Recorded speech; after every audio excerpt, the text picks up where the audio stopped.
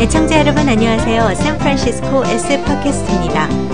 SF 팟캐스트는 샌프란시스코 한인 베이 에어리언과 함께합니다.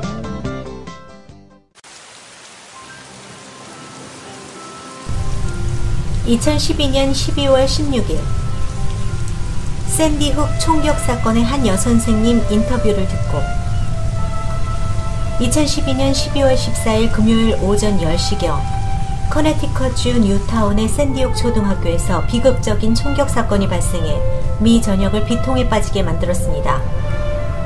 미국에서 발생한 총기 사건 중 가장 사망자 수가 많았던 첫 번째로 꼽히는 사건은 2007년 4월 16일 버지니아텍 학생 조승희가 32명을 사살하고 스스로 목숨을 끊은 사건이며, 두 번째로는 이번 커네티컷주 뉴타운 샌디옥 초등학교 사건에서 27명의 사망이 있었습니다. 세 번째는 1999년 4월 콜로라도주 컬럼바인 고등학교에서 학생 한 명이 총알 900발을 난사해 학생과 교사 등 15명이 사망했었습니다. 이번 샌디옥 초등학교의 사건은 사상자가 6명의 교직원과 함께 5세에서 7세의 어린아이들 20명이 사망해 사건의 잔혹함과 함께 안타까움을 더하고 있습니다. 현재까지 밝혀진 바에 의하면 아담 란자란 24살의 청년이 집에서 낸시 란자인 본인의 어머니의 얼굴에 총격을 가해 살해한 뒤 반자동 소총과 권총 2정을 소지하고 방탄조끼를 입고 샌디옥 초등학교를 향해 수업 중이던 초등학교 킨더가든 학생들과 선생님들 교직원을 살해한 뒤 자살한 것으로 발표되었습니다. 사건 발생 직후 전 언론에서 이 사건을 하루 종일 보도했고, 저도 사무실에서 일을 하면서 계속 라디오에 귀를 기울였습니다. 이루 말할 수 없는 안타까운 심정이었습니다. 먼저 유족과 충격으로 안정을 되찾지 못하는 많은 어린이들, 교직원들, 지역 주민들께 조의를 표합니다. 슬픔을 뒤로하고 라디오에서 생명을 건진 한 여선생님의 울음 섞인 인터뷰가 긴 여운을 남겼습니다. 이 여선생님은 교실에서 정말 아무것도 모르는 순진한 5세에서 6세의 어린아이들과 함께 수업을 하는 도중 총격 소리로 인해 위급한 사태를 직감하고 침착하게 교실 안에 책장을 옮겨 교실 문을 봉쇄하고 아이들과 함께 좁은 화장실로 들어갔는데, 몇 명 아이들이 울기 시작하자 아이들이 놀라지 않도록 조용히 여러 가지 이야기를 해주면서 아이들을 진정시키고 숨을 죽이고 있었다고 합니다. 다행히 이 교실에는 범인이 침입하지 않았고 얼마 후 경찰이 교실 문을 노크했다고 합니다. 그런데 선생님은 밖에 사람이 진짜 경찰이 맞으면 배지를 교실 문 아래쪽으로 밀어 넣으라고 했고, 경찰은 그대로 했습니다. 그 상황에서도 선생님은 아무도 믿을 수 없는 상황이므로 교실 문을 열어줄 수 없으니 밖에 경찰이라고 밝히는 사람들이 진짜 좋은 편에 도우려는 경찰이라면 학교의 청소부를 찾아서 교실 열쇠를 달라고 해서 직접 열고 들어오라고 했고, 아이들과 안전한 교실 안에서 기다렸다가 결국 경찰들이 열쇠를 찾아서 문을 열고 들어간 후에야 학급 선생님들이 아이들과 함께 교실 밖으로 나갔다고 합니다. 그때까지 침착하게 아이들을 보호하던 이 여자 선생님은 방송과의 인터뷰에서 비로소 눈물을 터뜨리며 울기 시작했습니다. 태어나서 처음으로 느껴보는 무서운 공포였고 엄마가 보고 싶었다고 합니다. 그리고 밖에 어느 누구도 믿을 수 없었고 최대한 학급 아이들을 보호하고 싶었다고 합니다. 한 어린아이는 밖으로 나갈 때 선생님이 모두 눈을 감고 앞사람의 손을 잡고 나가자고 해서 눈을 감고 무슨 게임을 하는 마음으로 따라 나갔다고 합니다. 또 한 어린아이는 교실 밖에 나가서 걸어가면서 보니까 다른 아이들이 땅바닥에서 잠을 자고 있는 것을 보았다고 인터뷰하는 목소리도 들었습니다. 너무 어린 나이라서 오히려 무서움도 충격도 받지 않고 죽은 아이들이 자고 있다고 생각을 하는 것을 듣고 조금이나마 안심이 되었습니다. 어린이들은, 아니 비단 어린이들뿐만 아니라 어른들조차도 어떤 충격적인 사건이 발생했을 때 주변의 사람들의 태도에 따라 극복하는 정도가 다릅니다.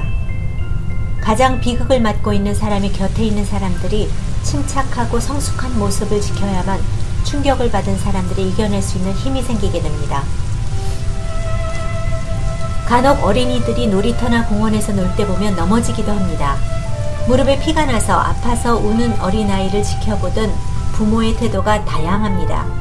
어떤 부모는 아이 울음소리보다도 더 큰 소리를 지르며 무슨 큰 사건에라도 빠진 것처럼 아이에게 달려가기도 하고, 어떤 부모는 안타까운 마음에 왜 넘어졌냐고 고함을 치기도 합니다. 이런 경우 울던 아이는 놀라서 더 울기도 하고 자신이 무슨 큰 실수를 했는 줄 알고 겁을 먹고 부모의 눈치를 살피기도 합니다. 작은 일은 작게 넘어가 줄 줄도 알아야 합니다. 이럴 경우 가장 피해자는 넘어진 어린아이입니다. 부모는 침착하게 아이에게 가서 괜찮다고, 누구나 넘어질 수 있다고 이야기해주고 약 바르면 금방 나으니까 걱정하지 말라고 이야기를 해야 합니다. 별일 아닌 괜한 일로 아이가 필요없는 죄책감을 느끼게 만들거나 사실상의 통증을 배가시키는 일은 할 필요가 없습니다. 가끔씩 저는 진실이 옳은지, 진실과는 다르지만 자신에게 좋게 생각하고 행복하게 사는 것이 좋은지 혼란스러울 때가 있습니다. 어쩌면 진실이란 존재하지 않는지도 모른다고 생각하기도 합니다. 저는 어릴 때 동네에서 아이들과 뛰어놀 때 무수히도 넘어졌습니다.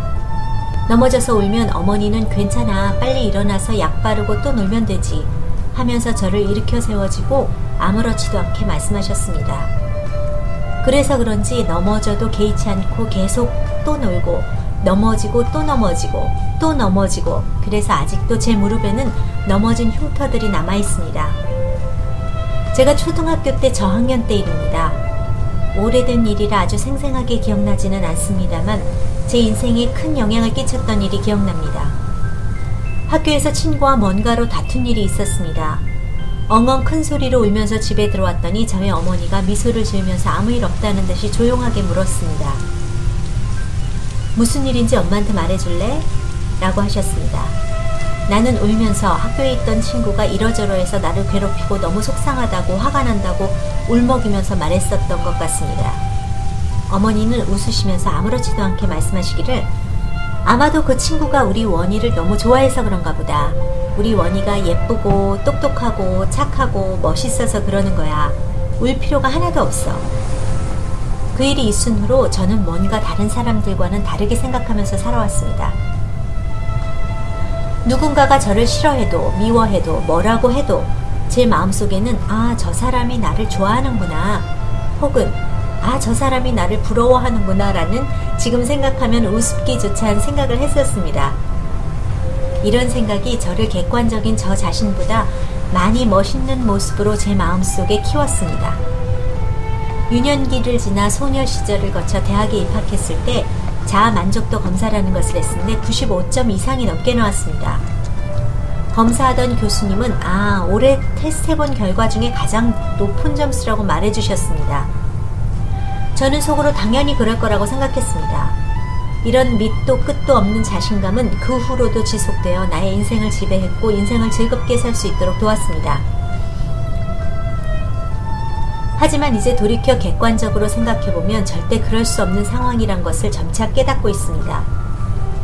저는 아직도 초등학생 키에 몸무게도 많이 나가고 얼굴도 둥글고 미인도 아니고 성적도 평범했고 평범한 중산층 가정에서 정말 보통으로 자라났습니다. 하지만 제가 가진 것보다 저 자신의 상황보다 더욱 자신감 있고 행복하고 즐겁게 살아왔음에 저희 어머니께 감사한 마음이 듭니다. 만약 넘어져서 울고 있던 아이에게 괜찮아 라는 말 대신 왜 넘어지고 그랬어? 라는 꾸중을 듣고 자랐으면 어땠을까?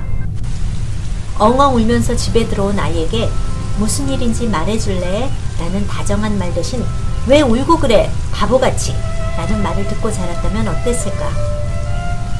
물론 모든 어머니가 아이들을 사랑하고 있지만 사랑을 표현하는 방법이 서툴러서 필요없는 상처를 아이들에게 줄 수도 있습니다. 며칠 전 영화의 한 장면을 잠깐 보게 됐는데 한 어머니가 자신의 딸이 성폭력을 당했다는 사실을 알고 분노했고 아이를 안고 엉엉 우는 장면이 나왔습니다.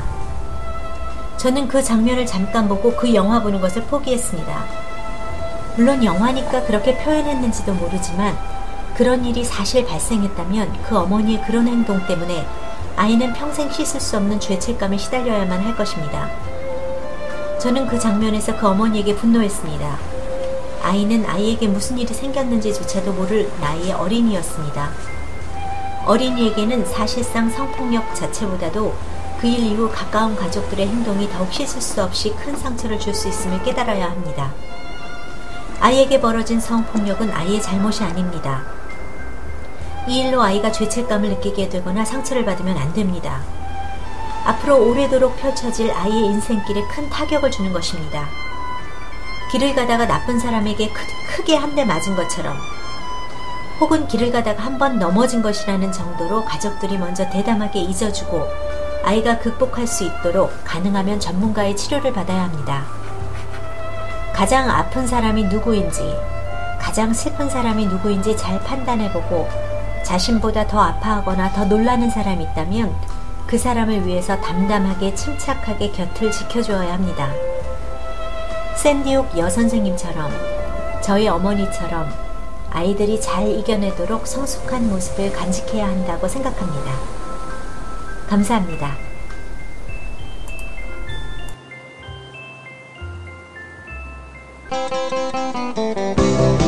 애청자 여러분 감사합니다. 평안한 하루 되세요. 내일 뵙겠습니다.